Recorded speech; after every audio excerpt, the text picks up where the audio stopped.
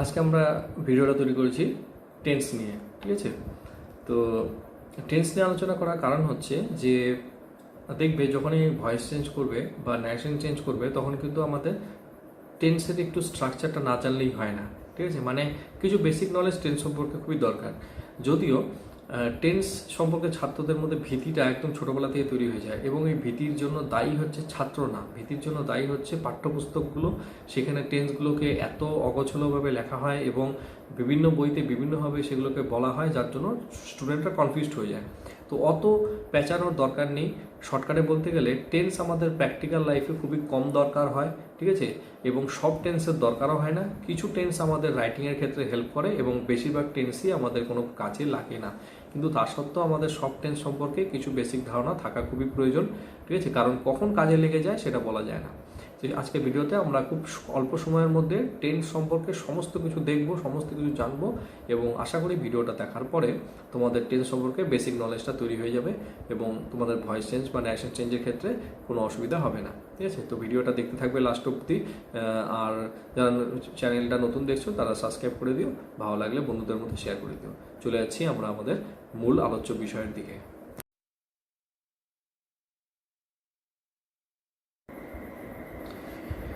তো টেন্সকে বিভিন্ন ভাগে ভাগ করা হয়ে থাকে, ঠিক আছে। কিন্তু আমি এখানে ভাগ করেছি আমার নিজের সুবিধা মতো, যেভাবে পড়লে তোমাদের অনেক সুবিধা হবে।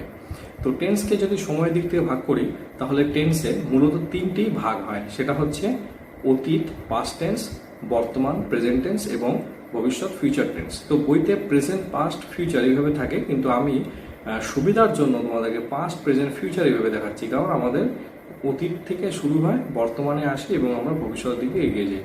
তাহলে টেন্সকে যদি টেন্স বা সময় বা কাল একে যদি তিন ভাগে ভাগ করা যায় তাহলে আমাদের মূলত তিনটি টেন্স থাকে, past tense, present tense, future tense.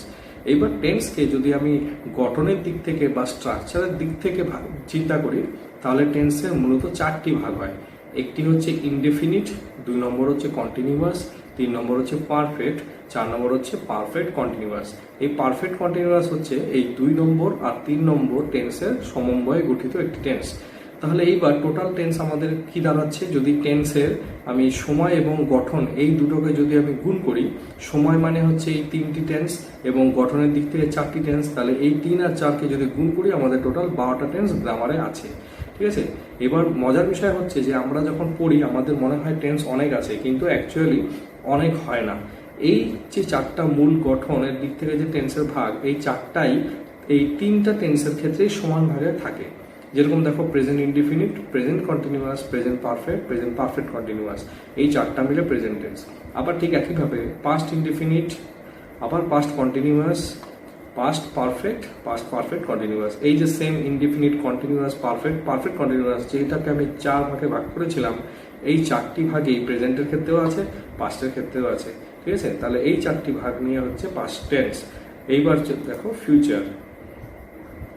ফিউচারও তাই, future indefinite, future continuous, future perfect continuous. তার মানে এই একই রিদমে আমাদের একই সুরে আমাদের এই 3টা টেন্সের ক্ষেত্রে আমরা 4টা ভাগকে প্রয়োগ করব। তার মানে 3টা টেন্স হচ্ছে পাস্ট প্রেজেন্ট ফিউচার এবং 3টার ক্ষেত্রেই আমরা 4টার মূল ভাগ, যেটা হচ্ছে ইনডিফিনিট, কন্টিনিউয়াস, পারফেক্ট এবং পারফেক্ট কন্টিনিউয়াস, এইভাবে যদি বুঝাই বা বসাই তাহলে দেখবো আমাদের টোটাল 12টা টেন্স বার হচ্ছে এবং ফিউচারের এই 4টা নিয়ে আমাদের ফিউচার টেন্স কমপ্লিট হচ্ছে। তার মানে 3টা টেন্সের 4টা করে ভাগ, ঠিক আছে। প্রেজেন্ট টেন্সের 4টা ভাগ, পাস্ট টেন্সের 4টা ভাগ, ফিউচার টেন্সের 4টা ভাগ। এবার দেখি এই টেন্সগুলোর গঠন কেমন হয় এবং কি কি কারণে এদেরকে ব্যবহার করা হয়। প্রথমে ইনডিফিনিট টেন্সের দিকে চলে যাচ্ছি।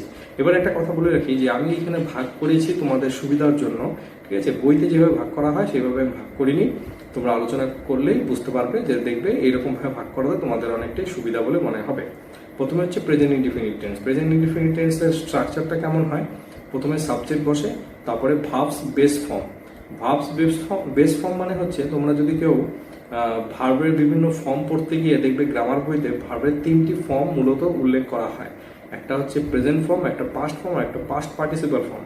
তো ওই প্রেজেন্ট ফর্মটাকেই ভার্বের বেস ফর্ম বলে, কারণ ওইখান থেকে ভার্বের উৎপত্তি হয়, তারপর ভার্বের পাস্ট ফর্ম হয় এবং তারপরে ভার্বের পাস্ট পার্টিসিপাল ফর্ম হয়, যাকে পিপি ফর্মও বলে বা থার্ড ফর্মও বলে। তাহলে এখানে ভার্বের বেস ফর্ম মানে হচ্ছে ভার্বের মূল প্রেজেন্ট ফর্ম। আর তার সঙ্গে অবজেক্ট বা কমপ্লিমেন্ট।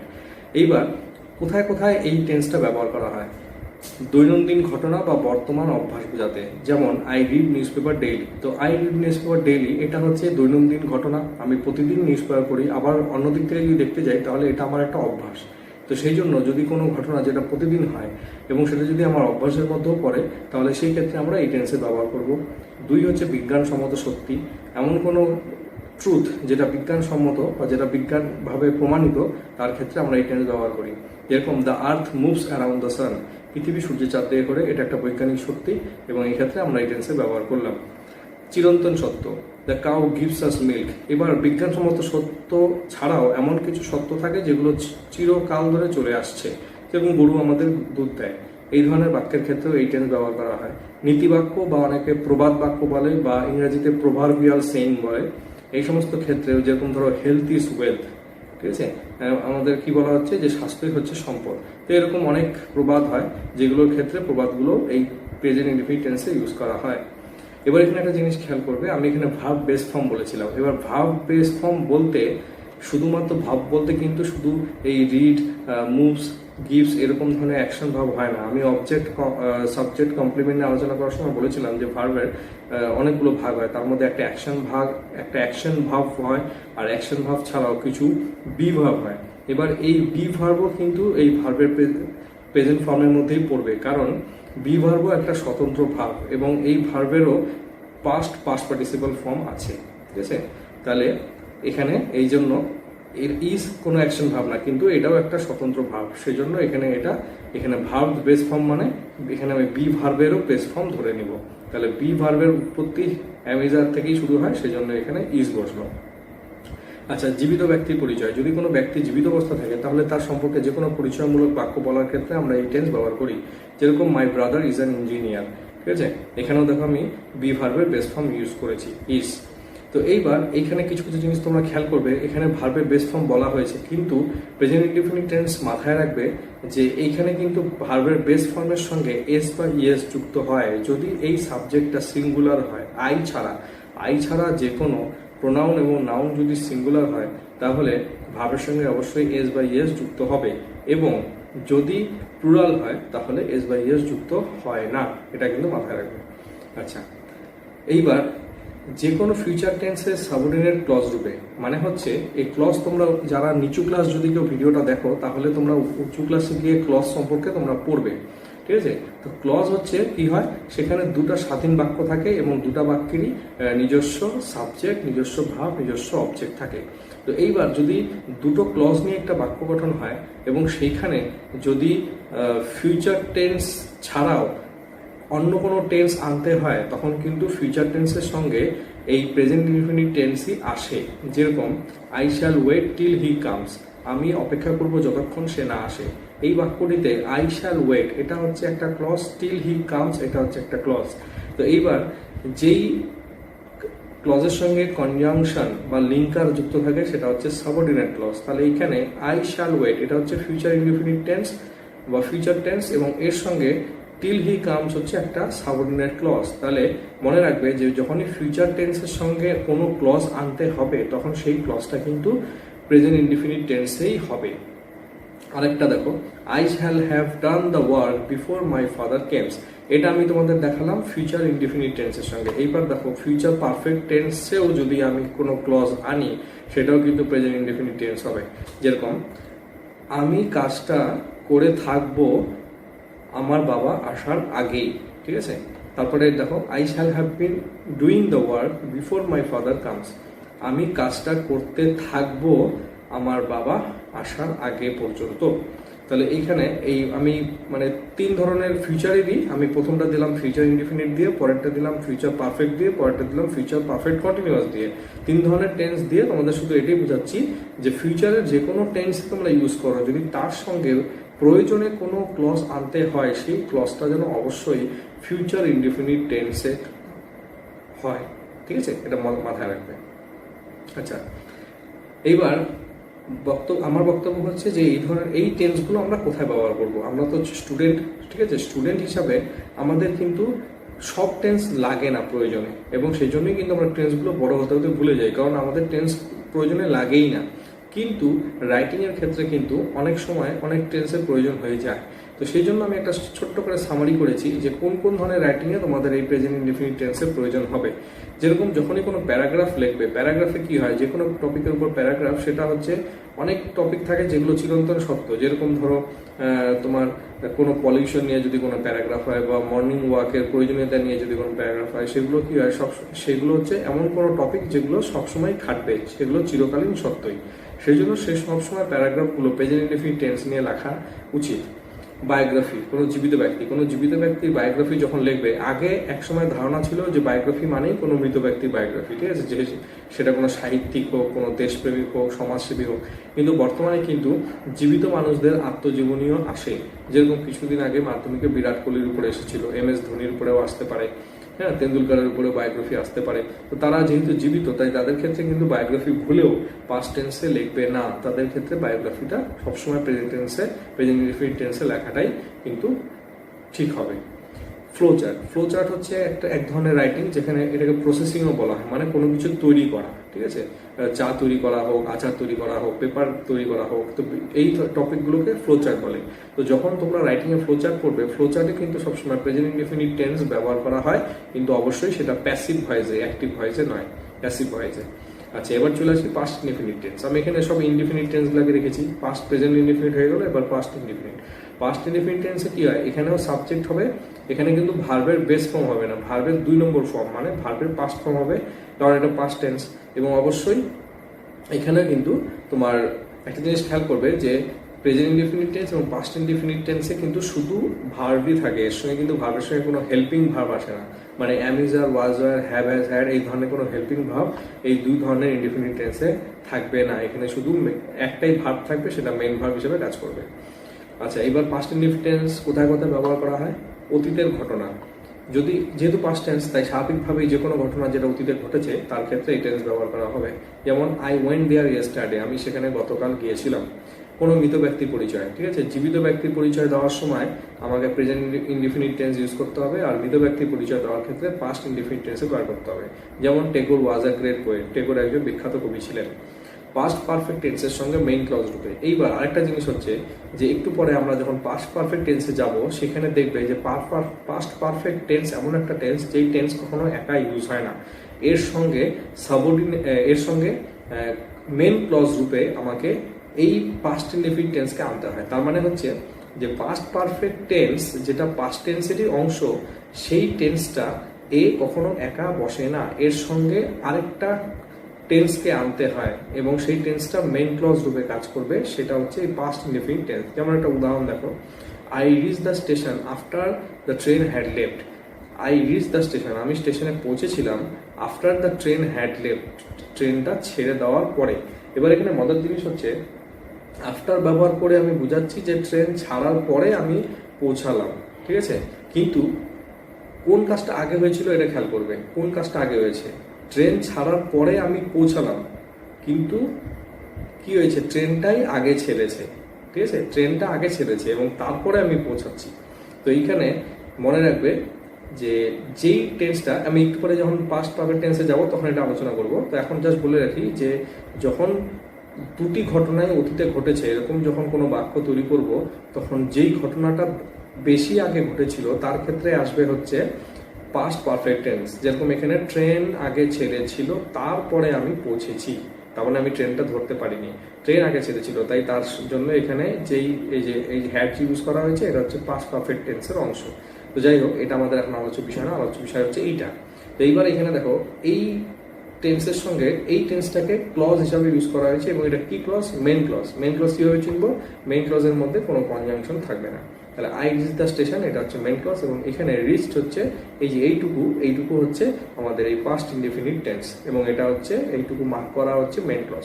তাহলে মনে রাখবে যে past indefinite tense past perfect টেন্সের সঙ্গে মেইন ক্লজ হিসাবে আসে, ঠিক আছে। এবার এই পাস্ট ইনডিফিনিট টেন্স আমাদের কোন কোন ধরনের লেখায় সাহায্য করতে পারে? স্টোরি রাইটিং এর ক্ষেত্রে, স্টোরি সবসময় অতীতেই হয়, ঠিক আছে, যে কোনো গল্প আমরা অতীতকালে গল্পই শোনাই, সেজন্য সেটা স্টোরি রাইটিং অবশ্যই পাস্ট টেন্সে ইউজ করব। কোনো মৃত ব্যক্তির বায়োগ্রাফি, এখনই বললাম যে আমাদের অনেক বায়োগ্রাফি মৃত ব্যক্তির উপরে থাকে, মানে যারা আর বর্তমানে পৃথিবীতে নেই, তো তাদের সম্পর্কেও আমরা তাদের জীবন কাহিনী শোনানোর সময় আমরা পাস্ট ইনডেফিনিট টেন্স ইউজ করতে পারি। এছাড়া ডায়েরি বলে এক ধরনের লেখা হয়, ঠিক আছে, মানে a page in a diary, এই ধরনের লেখা থাকে যেখানে আমার নিজের জীবনের কোনো একটা ঘটনাকে একটা ডায়েরির পৃষ্ঠার মতো করে লিখতে হয়। তো সেটাও যেহেতু আমাদের অতীতের ঘটনা, সেটাও পাস্ট টেন্সে লেখা যায়। এবং রিপোর্ট রাইটিং, রিপোর্ট রাইটিংও দু রকমের হয়, একটা নিউজ পেপার রিপোর্ট হয়, আর একটা হচ্ছে স্কুল রিলেটেড টপিকের উপরে রিপোর্ট রাইটিং হয়। কিন্তু এই রিপোর্টে যা লেখা হয় সেটা ঘটে গেছে এমন একটা ঘটনার উপরে, সেই জন্য এখানেও আমরা পাস্ট টেন্সের বা পাস্ট ইনডেফিনিট টেন্সের সাহায্য নিতে পারি। ঠিক আছে, পাস্ট টেন্স গেল। এবার চলে আসি ফিউচার ইনডেফিনিট। ফিউচার ইনডেফিনিট টেন্সে সাবজেক্ট থাকবে, তার সঙ্গে মনে রাখবে যে ফিউচারে যখনই ঢুকবো তখনই কিন্তু শ্যাল উইল আমাদের মানে একটা অবিচ্ছেদ্য অংশে পরিণত হবে। ফিউচার টেন্স, শ্যাল উইল এই দুটি অক্সিলারি ভাব ছাড়া কিন্তু নিরুপায়, সেই জন্য এই দুটো থাকবেই। তার সঙ্গে কি হবে, ভার্বের বেস ফর্ম। তার মানে হচ্ছে ফিউচার ইনডেফিনিট টেন্সে আমি ঠিক যেভাবে প্রেজেন্ট ইনডেফিনিট টেন্সে ভার্বের বেস ফর্ম ইউজ করেছিলাম, এই ফিউচার ইনডেফিনিট টেন্সে আমরা ভার্বের বেস ফর্ম বা প্রথম ফর্মটাকে ইউজ করব, বা প্রেজেন্ট ফর্ম যাকে বলি, এবং এর সঙ্গে অবজেক্ট কমপ্লিমেন্ট। এইবার এই ফিউচার ইনডেফিনিট টেন্সের সঙ্গে প্রেজেন্ট ইনডেফিনিট টেন্সের পার্থক্য হচ্ছে যে প্রেজেন্ট ইনডেফিনিট টেন্সে যখন আমরা ভার্বের বেস ফর্মটাকে ইউজ করব তখন ভার্বের সঙ্গে এস বা ইএস যুক্ত হয়, ঠিক আছে। কিন্তু এই ফিউচার ইনডেফিনিট টেন্সে আমাদের সেরকম কোনো ব্যাপার নেই, এখানে জাস্ট তোমাকে ভার্বটা শুধু আনতে হবে এবং ভার্বটা প্রেজেন্ট ফর্মেই থাকবে, কোনো এস ইএস যুক্ত করার কোনো প্রয়োজন হবে না, কারণ এখানে শ্যাল উইল থাকবে। এইবার এখানে কি বলেছে, সমস্ত ইনডেফিনিট টেন্সের মধ্যে শুধুমাত্র ফিউচার ইনডেফিনিট টেন্সের অক্সিলিয়ারি ভার্ব নেয়। এবার একটু আগে বলেছিলাম যে প্রেজেন্ট ইনডেফিনিট এবং পাস্ট ইনডেফিনিট টেন্স কি হয়, ওরা কোনো অক্সিলিয়ারি ভার্ব নেয় না, ওদের শুধু একটাই মেন ভার্ব থাকে। কিন্তু ফিউচার ইনডেফিনিট টেন্স সে হচ্ছে শ্যাল উইল নেওয়ার পরে তারপরে সে ভার্বের বেস ফর্মটাকে নিবে। তার মানে তিনটা ইনডেফিনিট টেন্সের মধ্যে শুধুমাত্র ফিউচার ইনডেফিনিট টেন্সই এই শ্যাল উইল অক্সিলিয়ারি ভার্বটা নিচ্ছে।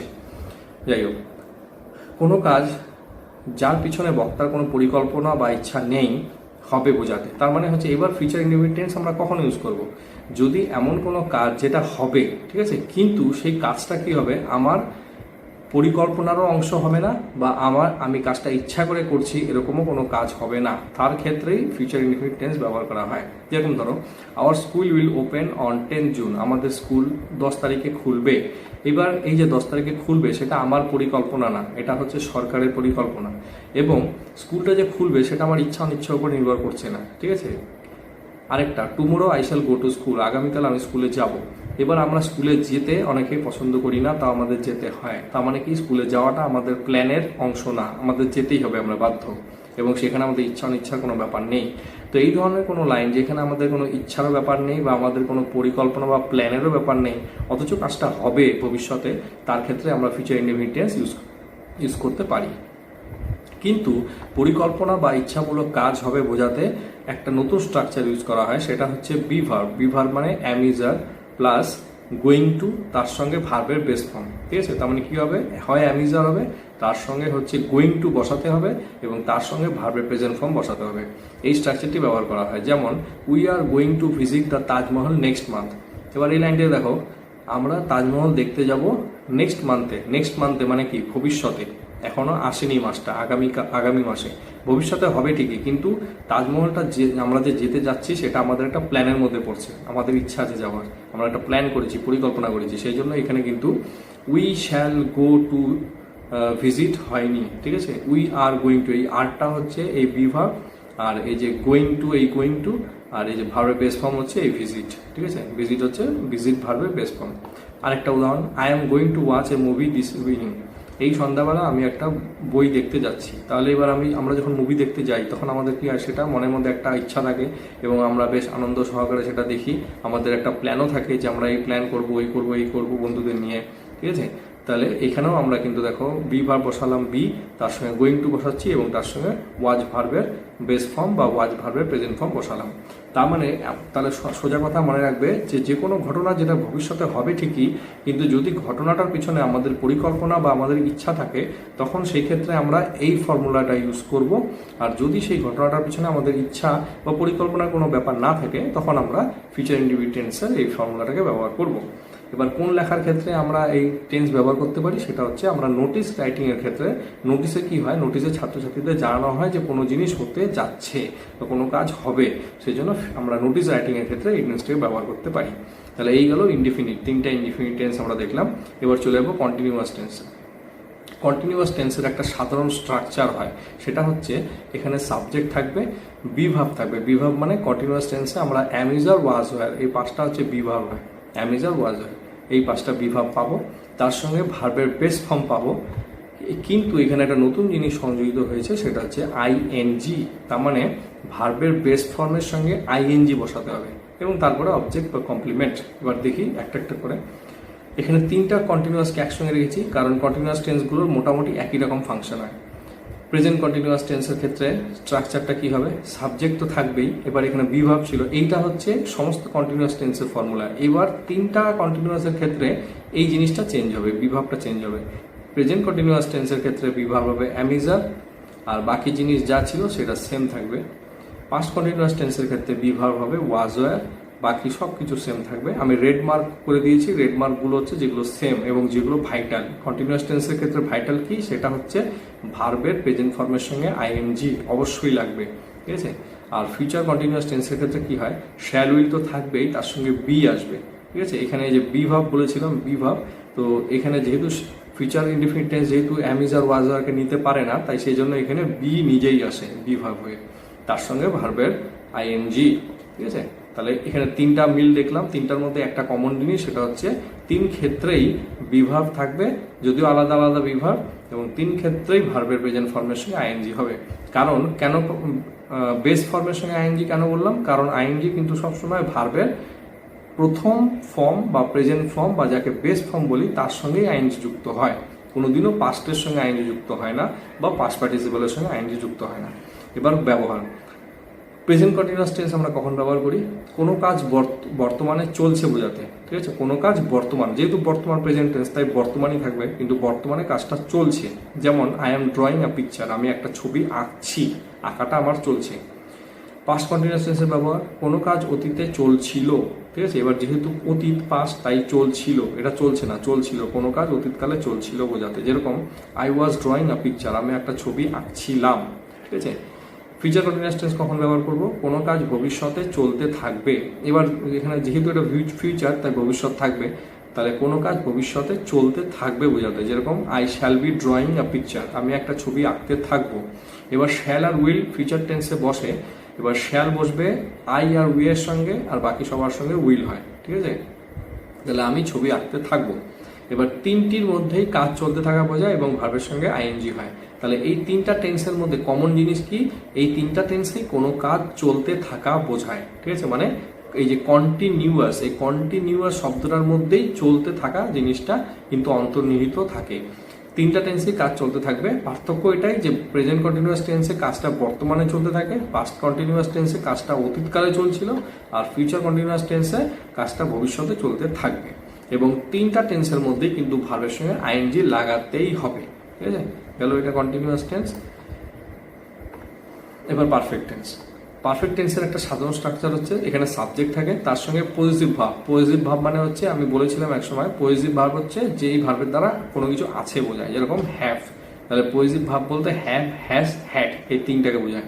তার সঙ্গে ভার্বের পাস্ট পার্টিসিপল ফর্ম। এবার এখানে রেড কালি দিয়ে আমি এটাকে কেন মার্ক করলাম, কারণ পারফেক্ট টেন্স, এটা যে কোনো রকম পারফেক্ট টেন্সই হোক, প্রেজেন্ট হোক, পাস্ট হোক বা ফিউচার হোক, এখানে কিন্তু ভার্বের 3 নম্বর ফর্ম মানে ভার্বের পাস্ট পার্টিসিপল ফর্ম লাগবে। আমি একটু আগে বলেছিলাম ভার্বের 3টা ফর্ম হয়, একটা প্রেজেন্ট বা বেস ফর্ম, একটা হচ্ছে পাস্ট ফর্ম, একটা হচ্ছে পাস্ট পার্টিসিপল। তো যখনই পারফেক্ট টেন্সে ঢুকবো তখনই আমাদের এই পাস্ট পার্টিসিপল ফর্ম, যেটাকে 3 নম্বর ফর্ম, থার্ড ফর্ম বলা হয়, সেটা লাগবে।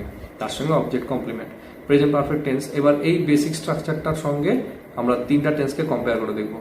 প্রেজেন্ট পারফেক্ট টেন্সে কি হয়, সাবজেক্ট থাকবেই। এবার পজিটিভ ভাব ঠিক যেভাবে কন্টিনিউয়াস টেন্সে আমরা দেখলাম যে বি ভাবটা আলাদা আলাদা হয়, এখানেও দেখবো পজিটিভ ভাব থাকবে, কিন্তু পজিটিভ ভাব তিনটার ক্ষেত্রে 3 রকম। প্রেজেন্ট টেন্সের ক্ষেত্রে আমরা পজিটিভ ভাব পাবো হ্যাভ আর হ্যাজ, ঠিক আছে, বাকি সব সেম। পাস্ট পারফেক্ট টেন্সের ক্ষেত্রে আমরা পজিটিভ ভাব রূপে পাবো কি, হ্যাড, এখানে হ্যাড থাকবে শুধু।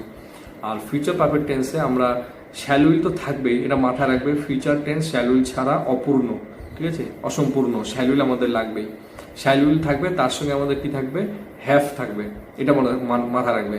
যেরকম হ্যাভ হ্যাজ প্রেজেন্ট টেন্সে বসে, প্রেজেন্ট পারফেক্ট টেন্সে হ্যাভ হ্যাজ বসে, কিন্তু ফিউচার পারফেক্ট টেন্সের ক্ষেত্রেও আমাকে হ্যাভ আনতে হবে। এখানে কিন্তু হ্যাজ আনবো না, শুধু হ্যাভ।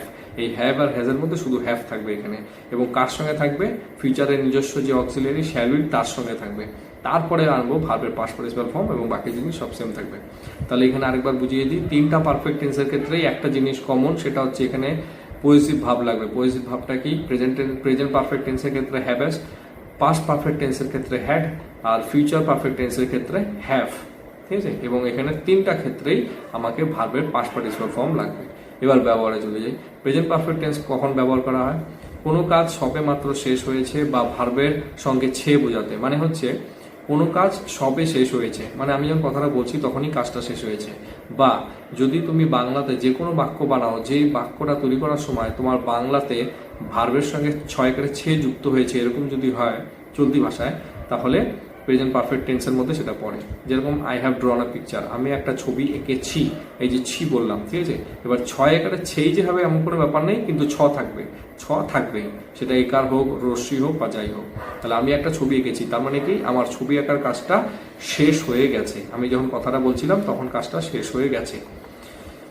এই টেন্সে জাস্ট, অলরেডি এই ধরনের অ্যাডভার্ব অফ টাইম ব্যবহার করা হয়। এবার মনে রাখবে যে এই টেন্সটা যখন আমরা ইউজ করি তখন কিন্তু আমাদের এই অ্যাডভার্বগুলো দরকার হয়। যেরকম আমি এইভাবে বলতে পারি, I have just ড্রন a picture, আমি সবেমাত্র একটা ছবি এঁকেছি। বা এইভাবে বলতে পারি, I have already ড্রন a picture, আমি ইতিমধ্যে একটা ছবি এঁকে ফেলেছি। ঠিক আছে, তো এই ধরনের অ্যাডভার্ব অফ টাইম আমরা এই টেন্সে ব্যবহার করতে পারি। এবার পাস্ট পারফেক্ট টেন্স কখন ব্যবহার করা হয়, দুটি ঘটনার মধ্যে কোনটি আগে ঘটেছিল বোঝাতে। তাহলে আমি পাস্ট ইনডিফিনিট টেন্স আলোচনা করার সময় বলেছিলাম যে পাস্ট পারফেক্ট টেন্সের সঙ্গে পাস্ট টেন্সটা ক্লজ হিসাবে আসে। তো এবার পাস্ট পারফেক্ট টেন্সটা আমাদের ব্যবহার খুব কম হয়। এখানে হচ্ছে এই টেন্সটা তখনই ব্যবহার করব যখন আমরা অতীতের দুটি ঘটনার কথা বলবো, এবং দুটি ঘটনার মধ্যে যেই ঘটনাটা আগে ঘটেছিল তার জন্যই পাস্ট পারফেক্ট টেন্সটা আসবে। যেরকম I had ড্রন a picture before my dad arrived at home, আমি একটা ছবি এঁকেছিলাম আমার বাবা বাড়িতে পৌঁছানোর আগেই। এবার ব্যাপারটা কি হচ্ছে, বাবা যে বাড়িতে আসলো সেটা অতীতে হয়েছিল, আমি যে ছবিটা এঁকেছিলাম সেটাও অতীতে হয়েছিল, কিন্তু এই দুটো অতীত ঘটনার মধ্যে বাবা আসার আগেই আমার ছবি আঁকা শেষ হয়ে গেছিল। তার মানে ছবি আঁকার কাজটা আগে হয়েছে, সেই জন্য ছবি আঁকার ক্ষেত্রে আমাকে এই টেন্সটাকে আনতে হচ্ছে। ঠিক আছে, এই টেন্স পাস্ট ইনডিফিনিট টেন্স ছাড়া বসবে না। এবার এটা মাথায় রাখবে যে এই টেন্সটাকে, পাস্ট পারফেক্ট টেন্সটাকে আমরা কখনো একা ব্যবহার করতে পারি না। এই টেন্সটাকে আনার জন্য আমাকে পাস্ট ইনডিফিনিট টেন্স আনতেই হবে। যদি পাস্ট ইনডিফিনিট টেন্স না আসে তাহলে এই টেন্সটা কোনো ব্যবহার হয় না। এছাড়া নো সুনার হার্ডলি, তো যখন উঁচু ক্লাসে, যারা ক্লাস 9-10 যদি এটা দেখছো তাহলে ঠিকই আছে, কিন্তু যারা নিচু ক্লাস তারা বাক্যের পরিবর্তন বা ট্রান্সফরমেশন অফ সেন্টেন্স বলে একটা টপিক থাকে, সেখানে বাক্যে নো সুনার হার্ডলি এগুলো প্রয়োগ করা হয়। তো এগুলো যখন প্রয়োগ করা হয় তখনও পাস্ট পারফেক্ট টেন্সটা ব্যবহার করা হয়। যেমন একটা উদাহরণ, নো সুনার অথবা hardly had we started when it began to rain, মানে হচ্ছে যেই মাত্র আমরা শুরু করলাম, যাত্রা শুরু করলাম তখনই বৃষ্টি নামলো। ঠিক আছে, তো যেই মাত্র আমরা যাত্রা শুরু করলাম তখনই বৃষ্টি নামলো। তো এইবার হচ্ছে এই যেই মাত্র বোঝানোর জন্য নো সুনার বা হার্ডলি আসে। এখানে নো সুনার আর হার্ডলি যখনই আনবো তখনই আমাকে হ্যাড আগে আনতে হবে। এটা একটা অদ্ভুত একটা স্ট্রাকচার। এখানে উই এর পরে, মানে সাবজেক্টের পরে হ্যাড আসেনি, হ্যাডটা উই এর আগেই আসছে। ঠিক আছে, এটা হচ্ছে এই ধরনের ওয়ার্ড ইউজ করার সময় এটা গ্রামাটিক্যাল স্ট্রাকচার, যে এখানে হ্যাড আগে আসবে, তারপরে সাবজেক্ট আসবে, তারপরে মেন ভাবে পাস্ট পার্টিসিপাল ফর্ম হবে। তো যাই হোক, এই দুটা যে ওয়ার্ড ব্যবহার করার সময় আমাদেরকে এই পাস্ট পারফেক্ট টেন্সটা ব্যবহার করতে হয়। এছাড়া এরপরে চলে আসে ফিউচার পারফেক্ট। ফিউচার পারফেক্টে কি বলেছে, কোনো কাজ ভবিষ্যতে একটি নির্দিষ্ট সময়ের মধ্যে শেষ হয়ে যাবে বোঝাতে। তাহলে এইবার হচ্ছে যেহেতু ভবিষ্যৎ বা ফিউচারে আছি, তাই এই কাজটা যে শেষ হবে সেটা ভবিষ্যতে শেষ হবে। ঠিক আছে, বর্তমানেও না, অতীতেও না, সেটা ভবিষ্যতে শেষ হবে। কিন্তু কখন শেষ হবে, একটা নির্দিষ্ট সময়ের মধ্যে শেষ হবে। যেমন I shall have ড্রন a picture before my dad arrives, আমি আমার ছবি এঁকে শেষ করে ফেলবো আমার বাবা আসার আগেই। এইবার এখানে ফিউচার প্রেজেন্ট ইনডিফিনিট টেন্স পড়ার সময় আমি বলেছিলাম যে প্রেজেন্ট ইনডিফিনিট টেন্স কিন্তু সবসময় ফিউচারের যে কোনো টেন্স থাকলেই তার সঙ্গে প্রেজেন্ট ইনডিফিনিট টেন্সকে আনতে হবে। মানে এই লাইনটা যখনই বললাম I shall have ড্রন a picture, তারপরে কিন্তু আমি এখানে মাই ড্যাডের পরে আমি এখানে পাস্ট টেন্স ইউজ করতে পারবো না বা অন্য কোনো টেন্স ইউজ করতে পারবো না, আমাকে প্রেজেন্ট ইনডিফিনিট টেন্স আনতে হবে। তো এবার কি বলছে, আমি আমার ছবি আঁকার কাজটা শেষ করে ফেলবো আমার বাবা আসার আগে। আরেকটা দেখি, they will have completed the task by that time বা বাই নেক্সট উইক। তো বলছে তারা তাদের কাজটা শেষ করে ফেলবে ওই সময়ের মধ্যে বা আগামী সপ্তাহের মধ্যে। তো এইবার হচ্ছে এইখানে এই টেন্সে কোনো অ্যাডভার্বিয়াল ফ্রেজ বা ক্লজ অফ টাইম দিয়ে নির্দিষ্ট সময় বোঝাবে।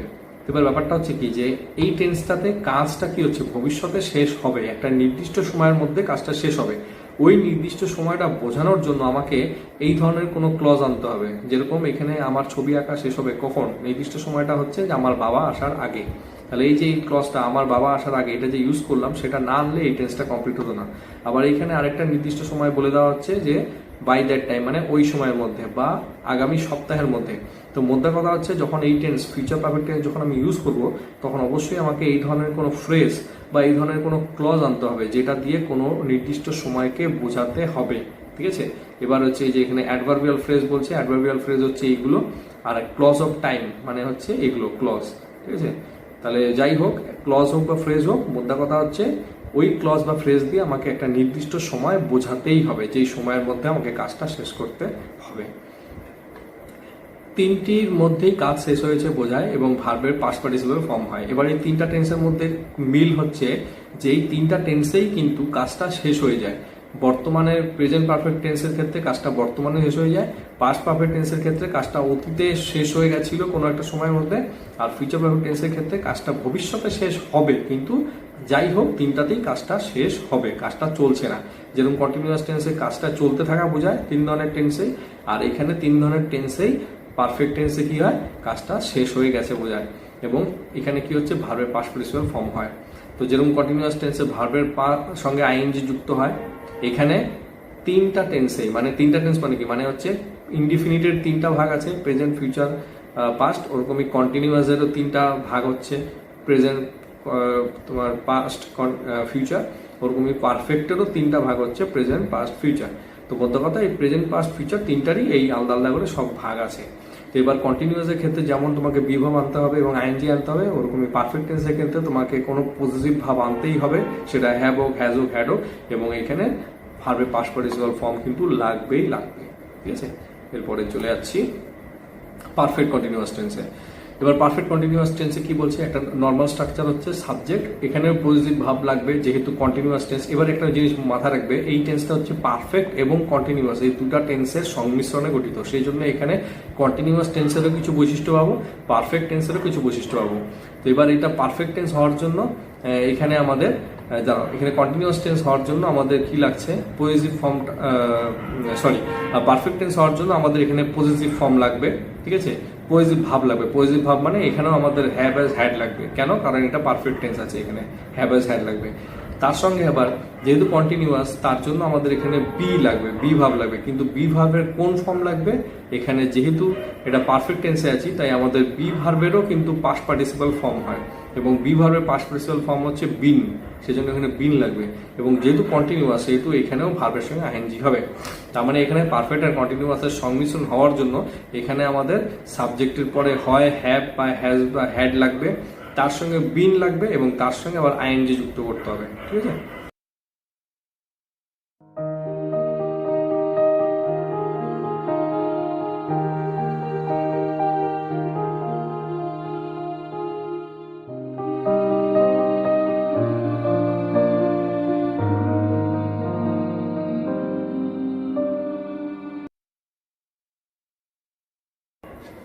আচ্ছা এবার চলে যাচ্ছি প্রেজেন্ট পারফেক্ট কন্টিনিউয়াস টেন্সে। প্রেজেন্ট পারফেক্ট কন্টিনিউয়াস টেন্সে এখানেও আমরা সেম দেখবো যে রেড মার্ক করাগুলো এখানে তিনটা টেন্সেই পাবো, তার সঙ্গে কিছু পরিবর্তন হবে। যেরকম সাবজেক্ট থাকবে, এবার এখানে পজিটিভ মানে যেহেতু প্রেজেন্ট, তাই আমার এখানে হ্যাজ আর হ্যাভই লাগবে। আবার পাস্টের ক্ষেত্রে কি হচ্ছে, পাস্টের ক্ষেত্রে পজিটিভের জন্য আমাকে হ্যাড আনতে হবে।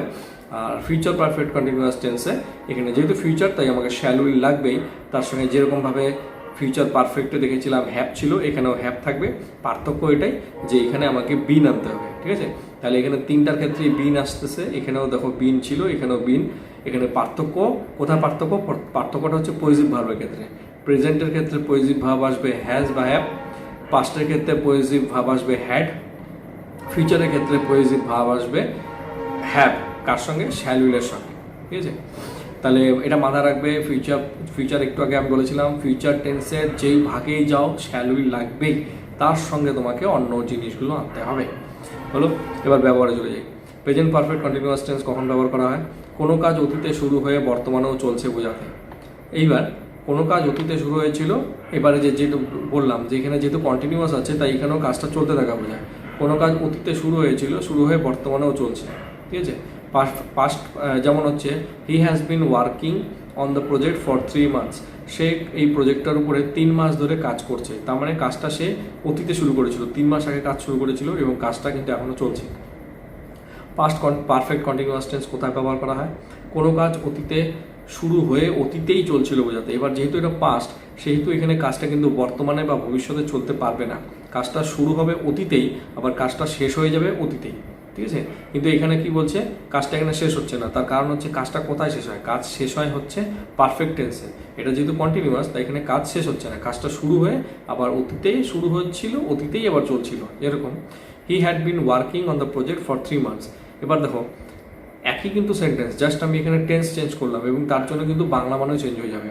এখানে কি বলছে? সে 3 মাস ধরে কাজটির উপরে, এই প্রজেক্টের উপরে কাজ করে চলছিল, ঠিক আছে। তার মানে হচ্ছে এই কথাটা যখন আমি বললাম তখন এটা বোঝাচ্ছে যে কাজটা অতীতে শুরু হয়েছিল কিন্তু বর্তমান, মানে আমি যখন কথাটা বলছি এখনও কাজটা চলছে। আর এই কথাটা যখন আমি বললাম তখন কিন্তু কাজটা চলছে, কিন্তু কখন চলছে সেটা বর্তমানে চলছে না, কাজটা অতীতে। মানে আমি বর্তমানে দাঁড়িয়ে আমি অতীতের কোনো একটা ঘটনার কথা বলছি এবং সেই ঘটনাটা অতীতকালে চলছিল, সেটা বর্তমানে কিন্তু এখনও আসেনি। সেটা অতীতেই শুরু হয়েছিল এবং অতীতেই সেটা চলছিল। এবার দেখি future verb continuous tense. Future verb continuous টেন্সে কি বলছে? কোনো কাজ অতীতে শুরু হয়ে ভবিষ্যতেও চলতে থাকবে। এবার এটা যেহেতু ভবিষ্যৎ ফিউচার, তাই এখানে কি হচ্ছে? কাজটা কিন্তু ভবিষ্যতেও চলতে থাকবে বোঝাচ্ছে। তার মানে কি কন্টিনিউয়াস হওয়ার জন্য এখানেও কাজটা শেষ হচ্ছে না, কাজটা এন্ড হচ্ছে না, কাজটা চলতে থাকা বোঝাচ্ছে। কিন্তু পার্থক্য এটাই যে প্রেজেন্টের ক্ষেত্রে কাজটা বর্তমানে চলছে বোঝাবে, তারপরে পাস্টের ক্ষেত্রে কাজটা অতীতে শুরু হয়ে অতীতেই চলছিল বোঝাবে, আর ফিউচারের ক্ষেত্রে কাজটা ভবিষ্যতে চলতে থাকবে। এইবার একটা উদাহরণ দেখি। He will have been working on the project for next 3 months। এবার এখানে যেহেতু ফিউচার তাই আমাকে নেক্সট শব্দটা আনতে হলো। কি বলছে? যে সে প্রজেক্টটার উপরে, ঠিক আছে, প্রজেক্ট মানে কোনো কাজ, সেই কাজটির উপরে সে কাজ করতে থাকবে আগামী 3 মাস ধরে। তার মানে কি সে কাজটা শুরু করছিল 3 মাস আগে থেকে, কাজটা এখনও চলছে এবং কাজটা আগামী 3 মাস ধরেও সে কাজটা করতে থাকবে। আরেকটা উদাহরণ, by next July we shall have been living here for 6 years। তো বলছে আগামী জুলাই মাসে আমাদের এখানে 6 বছর ধরে থাকা চলতে থাকবে। তার মানে ব্যাপারটা হচ্ছে যে আমরা কোনো একটা বাড়িতে আছি, সে বাড়িতে হয়তো 6 বছর আগে থাকা শুরু করেছিলাম এবং 6 বছরটা কবে কমপ্লিট হবে সেটা হচ্ছে হয়তো এখন জুন মাস, যখনই জুলাই মাস পড়বে তখন আমাদের পুরো 6 বছর কমপ্লিট হবে, ঠিক আছে। তার মানে কি 6 বছর কমপ্লিট হচ্ছে কিন্তু আমরা তো বাড়ি ছেড়ে চলে যাচ্ছি না, আমরা বাড়িতে আছি এবং বাড়িতে আমরা ভবিষ্যতেও থাকবো, শুধুমাত্র আমাদের 6 বছর সম্পূর্ণ হয়েছে। তার মানে এইবার এই 3টা টেন্সের মধ্যে কি কি মিল আছে? 3টি টেন্সেই কাজ অতীতের কোনো সময় থেকে শুরু হয়েছিল এবং সেটা বোঝানোর জন্য ফর সিন্স এই জাতীয় প্রিপোজিশন ব্যবহার করা হয়। এটা খুব গুরুত্বপূর্ণ জিনিস। তোমরা যখন মানে শূন্যস্থান পাবে না, ভার্বের সঠিক ফর্মের শূন্যস্থান, সেখানে খেয়াল রাখবে যদি ফর আর সিন্স থাকে বাক্যে তাহলে অবশ্যই কিন্তু মনে রাখবে এই 3টা টেন্সের মধ্যে কোনো টেন্স হবে, হয় প্রেজেন্ট পারফেক্ট কন্টিনিউয়াস বা পাস্ট পারফেক্ট কন্টিনিউয়াস বা ফিউচার পারফেক্ট কন্টিনিউয়াস। কারণ এই 3টা টেন্সেই কোনো কাজ একটা নির্দিষ্ট সময় ধরে চলতে থাকে এবং সেই সময় ধরে চলতে থাকার জন্য কাজটা কি হয়? কাজটা শুরু হয়েছিল অতীতেই, 3টার ক্ষেত্রেই কাজটা শুরু হয়েছিল অতীতে। শুধু পার্থক্য হচ্ছে যে বর্তমানে এই টেন্সে এটা বর্তমানে চলতে থাকে, এই টেন্সে এটা অতীতে চলছিল, আর এই টেন্সে এটা ভবিষ্যতে চলতে থাকবে। কাজটা যে শুরু হয়েছিল 3টার ক্ষেত্রে অতীতে শুরু হয়েছিল, শুধু তার যে বর্তমান চেহারা সেটা 3টার ক্ষেত্রে 3 রকম। এবং সেই জন্য এই 3টা টেন্সে দেখো এখানে ফর ইউজ করেছি আমি, এখানেও ফর ইউজ করেছি এবং এখানেও ফর ইউজ করা হয়েছে। ফরের জায়গায় সিন্সও ইউজ করা যায়।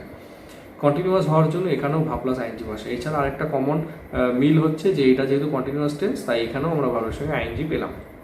এইবার ব্যাপার হচ্ছে যে শুধু কন্টিনিউয়াস টেন্স যখন করলাম, শুধু কন্টিনিউয়াস টেন্সেও দেখলাম যে কাজ চলতে থাকা বোঝায়, আবার পারফেক্ট কন্টিনিউয়াস টেন্সেও দেখছি কাজ চলতে থাকা বোঝায়। তাহলে কন্টিনিউয়াস আর এই পারফেক্ট কন্টিনিউয়াসের মধ্যে পার্থক্য কি? মানে আমি কি করে বুঝবো যে আমি কন্টিনিউয়াস টেন্সের সেন্টেন্স তৈরি করবো নাকি পারফেক্ট কন্টিনিউয়াস টেন্সের সেন্টেন্স তৈরি করবো? সেটার জন্য এখানে একটা দেখো আমি একটা আলাদা পয়েন্ট উল্লেখ করেছি। এই পারফেক্ট কন্টিনিউয়াস টেন্সগুলির সঙ্গে কন্টিনিউয়াস টেন্সগুলির পার্থক্য, তার মানে হচ্ছে এই যে পারফেক্ট কন্টিনিউয়াসের যে তিনটা ভাগ দেখলাম, এই পারফেক্ট কন্টিনিউয়াসের তিনটা ভাগের সঙ্গে একটু আগে যখন কন্টিনিউয়াস টেন্স নিয়ে আলোচনা করছিলাম, তো কন্টিনিউয়াস টেন্সে কি ছিল, ওখানেও তিনটা টেন্স ছিল, present continuous, past continuous, future continuous. ওই তিনটা টেন্সের সঙ্গে এই তিনটা টেন্সের কি পার্থক্য?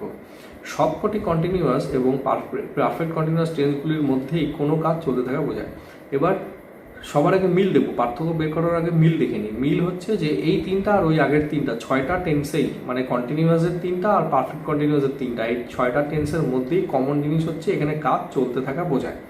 কিন্তু শুধু কন্টিনিউয়াস টেন্সে ধরে নিতে হবে কাজটি বক্তা কথাটি বলার সময় শুরু হয়েছিল। মানে হচ্ছে এবার কন্টিনিউয়াস টেন্সে যখন কাজটা চলতে থাকা বোঝায়, তাহলে ছয়টা টেন্সের মধ্যে মিল হচ্ছে ছয়টা টেন্সে কাজ চলতে থাকা বোঝায়। তাহলে পার্থক্য কোথায়? পার্থক্য হচ্ছে যে যখন আমি কন্টিনিউয়াস টেন্সে আসবো না, কন্টিনিউয়াস টেন্সে কাজটা চলছে তো ঠিকই আছে, কিন্তু কাজটা শুরু যে হয়েছিল, তো আমি ধরে নিব যে এই তিনটা টেন্সের ক্ষেত্রে কাজটা যে শুরু হয়েছে, সেই কাজটা বক্তা যখন কথাটা বলছে কাজটা তখনই শুরু হয়েছে। ঠিক আছে? তার মানে হচ্ছে যখন I am drawing a picture, আমি একটা ছবি আঁকছি, তো আমি যখন কথাটা বলছি আমি ছবিটা ঠিক ওই সময়ই আঁকা শুরু করেছি, বেশি আগে থেকে না, ওই সময়। যেরকম I was drawing a picture, আমি অতীতে ছবিটা আঁকছিলাম, অতীতে আমি ছবিটা আঁকছিলাম, কিন্তু আমি কথাটা যখন বলেছিলাম, ঠিক আছে, মানে আমি অতীতকালে দাঁড়িয়ে কথাটা বলছি, আমি যখন অতীতকালে যখন ছবিটা আঁকছিলাম ওই সময় আমি কথাটা বলছিলাম। আরেকটা হচ্ছে I shall be drawing a picture, আমি ছবিটা আঁকতে থাকবো। তো এই যে ছবিটা যে আঁকতে থাকবো, এই ছবিটা আমি আঁকা শুরু করলাম কখন? আমি যখন কথাটা বললাম। তার মানে হচ্ছে এই টেন্সে যখন প্রেজেন্ট কন্টিনিউয়াস টেন্সে যখন কথা বলবো, মানে প্রেজেন্ট কন্টিনিউয়াস টেন্সে যখন কোনো কাজ চলতে থাকবে বোঝায়, ওই কাজটা শুরু হবে প্রেজেন্টেই। পাস্ট কন্টিনিউয়াস টেন্সের ক্ষেত্রেও কাজটা হচ্ছে বক্তা অতীতে দাঁড়িয়ে যেই সময় বলেছিল সেই সময়ই কাজটা শুরু হয়েছিল বোঝাবে, ওই সময়ে শুরু হবে এবং ওই সময়ই চলতে থাকা বোঝাবে। আর ফিউচার কন্টিনিউয়াস টেন্সের ক্ষেত্রে কাজটা বর্তমানে শুরু হয়ে ভবিষ্যতে চলতে থাকা বোঝাবে। কিন্তু তোমার পারফেক্ট কন্টিনিউয়াস টেন্সের ক্ষেত্রে কি বলছে দেখো, কিন্তু পারফেক্ট কন্টিনিউয়াস টেন্সগুলিতে কাজটি বক্তা কথাটি বলার অনেক আগেই শুরু হয়েছিল। ঠিক আছে? এবার এখানে ধরে নিব যে আমি যখন কথাগুলো বলছি, যে কাজটা করার কথা আমি বলছি সেই কাজটা ধরে নিতে হবে অনেকক্ষণ আগে শুরু হয়েছিল বা অনেক দিন আগে শুরু হয়েছিল। যেরকম এখানে 3 মাস আগে কাজটা সে শুরু করেছিল, এখানেও 3 মাস আগে সে কাজটা শুরু করেছিল। ঠিক আছে? তাহলে আবার এখানে বলছে 6 বছর আগে কাজটা শুরু হয়েছিল। তার মানে কি এইখানে যেই কাজটা চলার কথা বলা হচ্ছে সেই কাজটা ধরে নিব অনেক দিন আগে শুরু হয়েছিল। তাই শুধু কন্টিনিউয়াস টেন্সে অনেক সময় ধরে বোঝানোর জন্য কোনো ফ্রেজ বা ক্লজ আনা হয় না। এবার এই ব্যাপারটা হচ্ছে যেহেতু কন্টিনিউয়াস টেন্সে কাজটা অনেক দিন আগে শুরু হয়নি, তাই এইখানে দেখবা তিনটা কন্টিনিউয়াস টেন্সের ক্ষেত্রে কিন্তু আমি লাইনের মধ্যে এমন কোনো এক্সট্রা কোনো ওয়ার্ড বা কোনো ফ্রেজ আনিনি যেই ফ্রেজ বা ওয়ার্ড দিয়ে কোনো অতীতকাল বোঝাবে। ঠিক আছে? কোথাও কোনো অতীতকাল বোঝানোর মতো কোনো ওয়ার্ড বা ফ্রেজ আনা হয়নি। কিন্তু পারফেক্ট কন্টিনিউয়াস টেন্সে কি হয়, এখানে কিন্তু কি হয়, আনা হয়। যেরকম এখানে ফর 3 মান্থস আনলাম, 6 ইয়ার্স আনলাম, তারপরে বাই নেক্সট জুলাই আনলাম। ঠিক আছে? এই শব্দগুলো এনে আমি কি করলাম, আমি বুঝিয়ে দিচ্ছি যে কাজটা বহুদিন আগে শুরু হয়েছিল। ঠিক আছে? তাহলে বোঝা গেল?